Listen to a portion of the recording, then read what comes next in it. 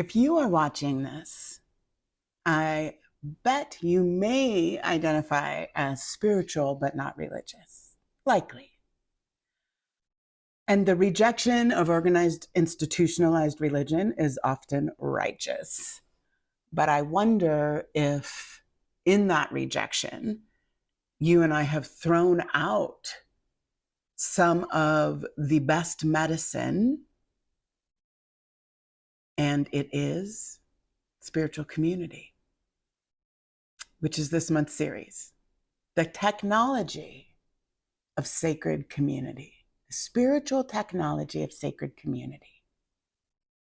And one of the pieces of moving in our path as spiritual but not religious, for many, many, many of us in that process have gained some agency through having a direct relationship with the divine, with God, with Allah, with the universe, with absolute intelligence, however you name the holy blessed one, this greater reality.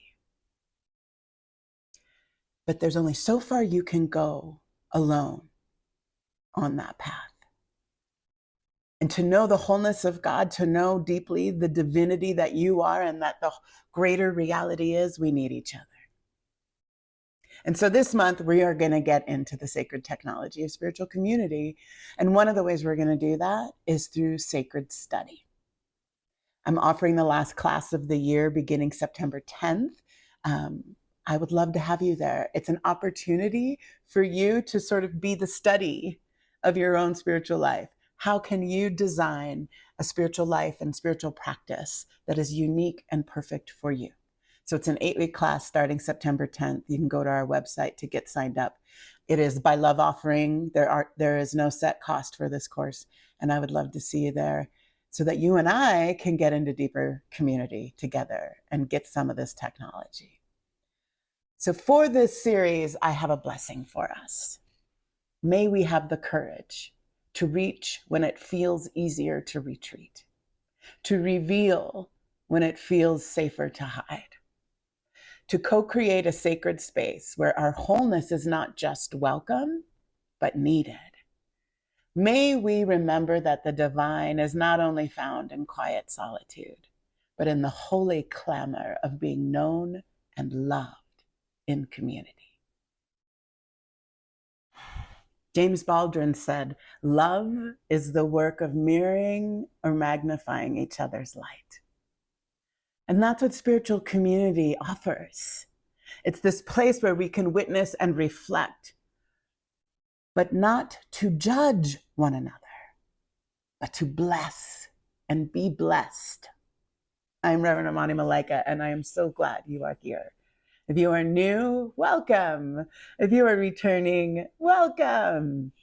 I really, really hope for us this month, particularly since our series is community and the sacred technology of it, that this video moves you into greater connection to not only enjoy and hopefully be inspired by the use of this video, but to get in community. Get into community here in the Albuquerque area with us, or find a way to get into some spiritual community that works for you. Because across faith traditions, community is not a side dish, right? In Buddhism, the Sangha is part of the 3 jewels of Buddhism.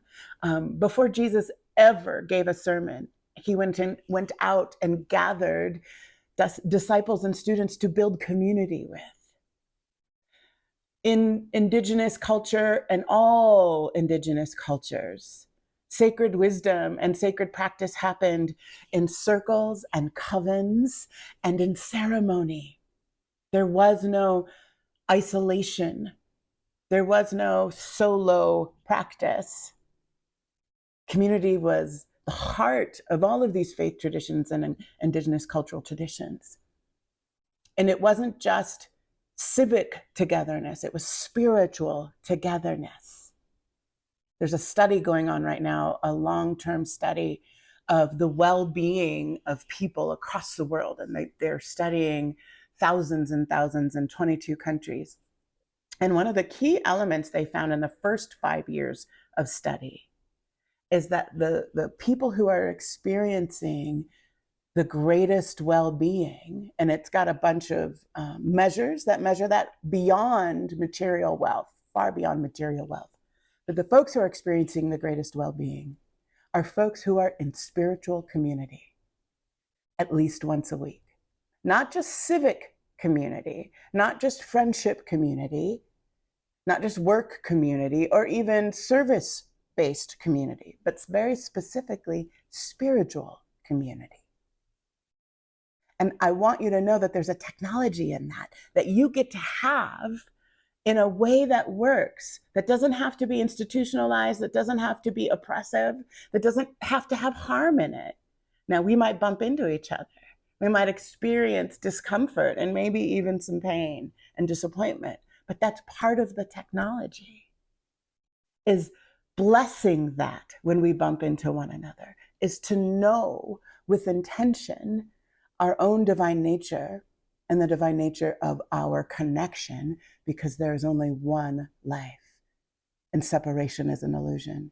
And the place you and I get to begin to have that experience and then to make use of the power of that knowing and experience is in spiritual community.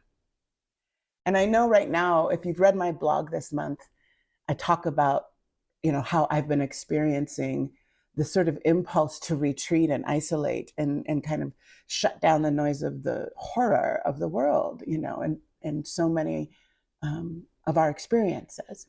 You may be feeling that too, this impulse to retreat and cut off connection to it all. But I think it's a mistake to trust that impulse means to stay retreated, to stay isolated. Maybe that impulse is an impulse for greater self-care, for slowing down, for gathering your resources, your inner resources, so that you can be in the world with clarity and truth and authenticity. It does not mean to shut down, numb out, disconnect.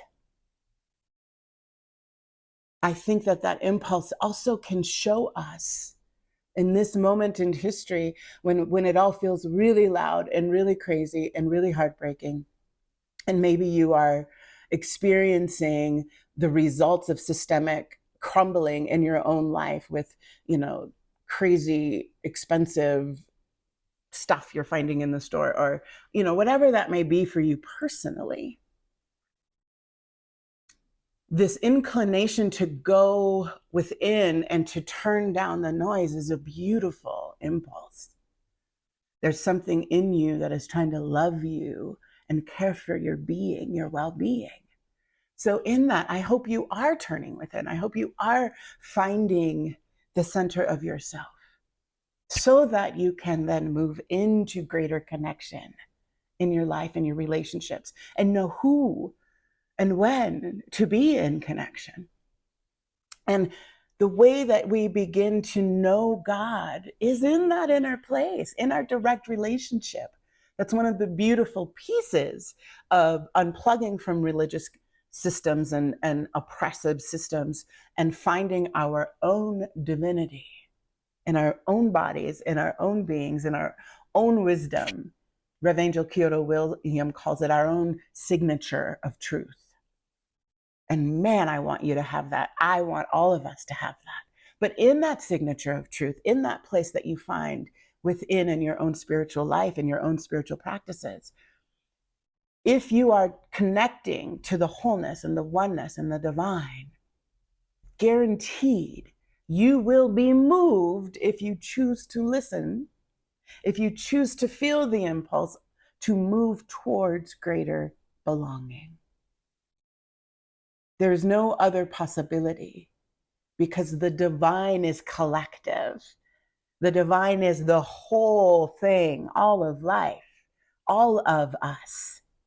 I was reading a Henry Nouwen, I believe it was Henry Nouwen, Christian theologian and mystic, was writing about Genesis in the Hebrew Bible.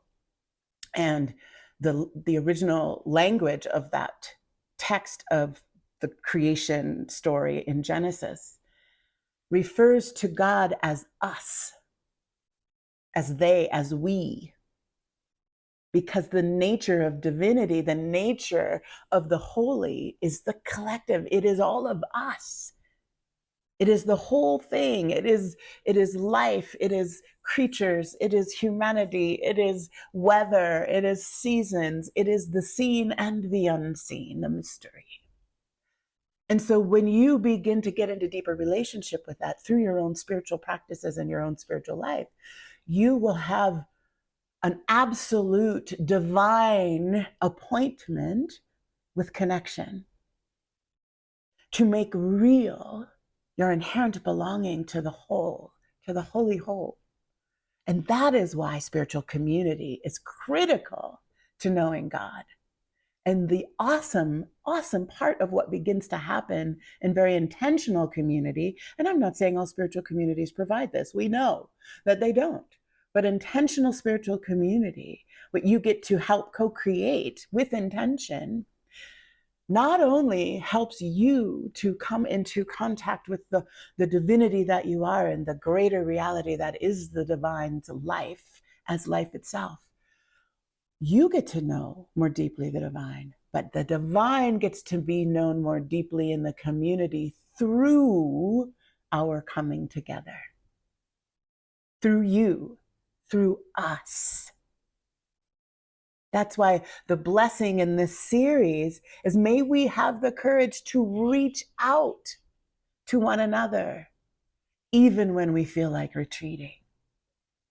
Because the divine becomes more known through our coming together, through our willingness to be seen and to be loved and to be known, warts and all, right?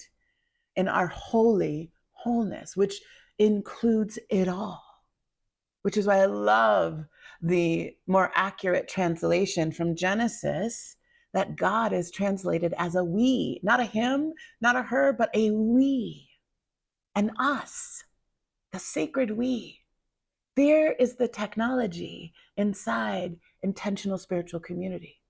When we choose to be the place where God can be more known through our living, through our relationships, through our beings, through our bodies, and that becomes the sacred study, which is our practice, this series.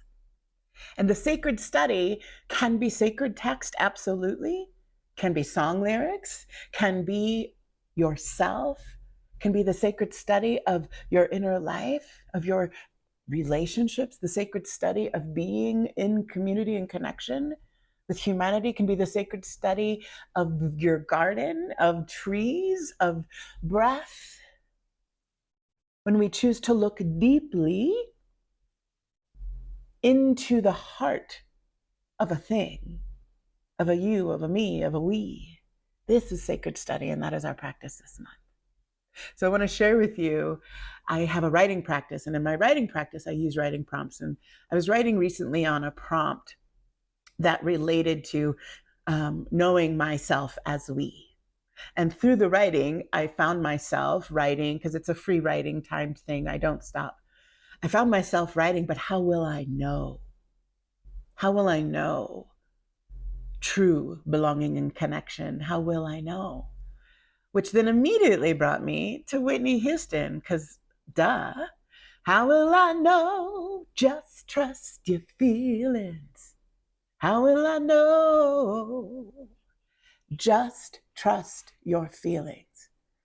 And I thought, oh, here is a sacred text that I get to spend some time with contemplating. To just trust my feeling. And I believe it was a divine intervention that lyric came to me in that way. This is a spiritual practice. Whitney Houston lyrics count as sacred text. And I get to now work with the idea that was revealed to me that I will know the divine through our connections when I trust my feelings. Amen. Hallelujah. So that is your homework this week. So I want you to find a text, a lyric, a tree, something to go and look deeply at. And ideally, you will do this with someone or with some someones, a prayer partner, your beloved, your family, a small group you may be gathering with. And if not, do it alone and then find someone you trust to share what it is revealing in you. We go further and deeper together. If you want to get instruction on Lectio Divino, which is one of our practices this month, you can get on our app through our newsletter is how you can find a way to our app. And there are detailed instructions on Lectio Divino and other sacred study practices and ways to get connected in community through the series guide this month. Sacred technology is available to you in intentional spiritual community. And I would love to be in that community with you. We can do this, my beloveds. And it matters that we do, that we come together with intention. And so it is.